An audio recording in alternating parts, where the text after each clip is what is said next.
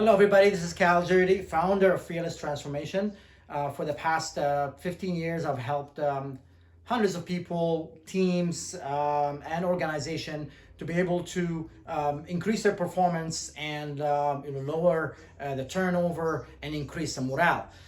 Today, I'm going to be talking to you about the distinction called accountability versus responsibility, and why that be important. I know some teams that I've worked with, they collapse those two together. As a result, they find themselves not getting the job done because they feel like they are responsible for this job, yet they are not accountable for it.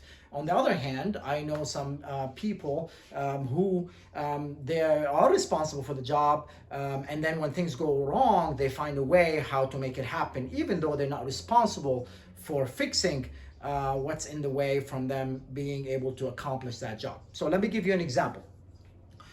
When I was in the U.S. first, was going to college, and I was studying engineering. So it was quite a lot of time and energy and money to be able to take myself through college.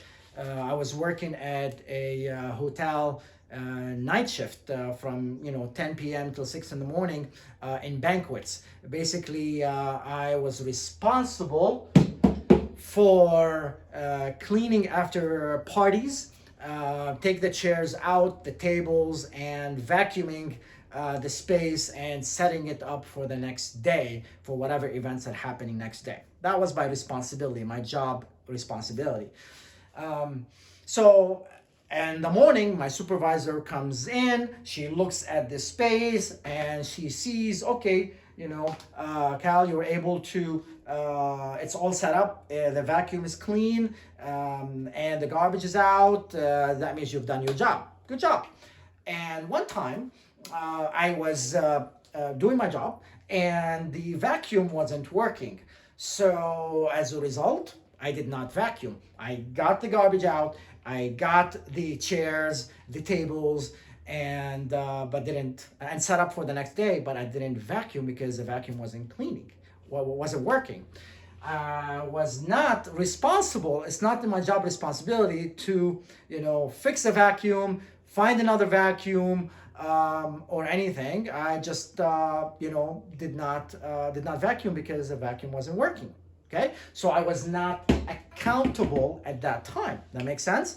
So I was responsible for the job, but I wasn't accountable for making sure that it's getting done. So what option, when the supervisor came in the morning, she saw that everything is set up, garbage is out, the table is set up for the next day, the chairs, all that stuff, but the vacuum, the carpet was not vacuumed. So she says, how come it wasn't vacuumed? I told her, well, the vacuum wasn't working. And then she says, well, why didn't you let us know? Why didn't you go up on the front desk and ask for a different vacuum? And as a result, she said, well, you were not accountable enough yesterday with this job, even though that it's not your responsibility to find a different vacuum, but it's your accountability to get the job done.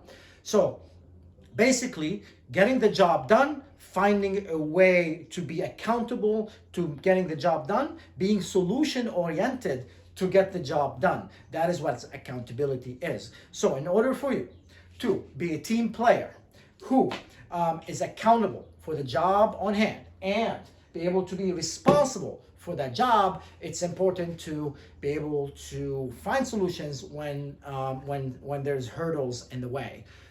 So with that, I hope that for my challenge to you, if you choose to accept it, is for the next month, find out which part of your job that you are responsible for, but you haven't been accountable for.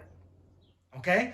And ask yourself, how could you have been accountable for that job? And moving forward in the future, what can you do to be more accountable for the job, to make sure that the job getting done, regardless of what comes in the way that could stop you? All right? I hope that served you. And until then, be fearless and be accountable and work with the best of what you can. Okay, now I'm babbling.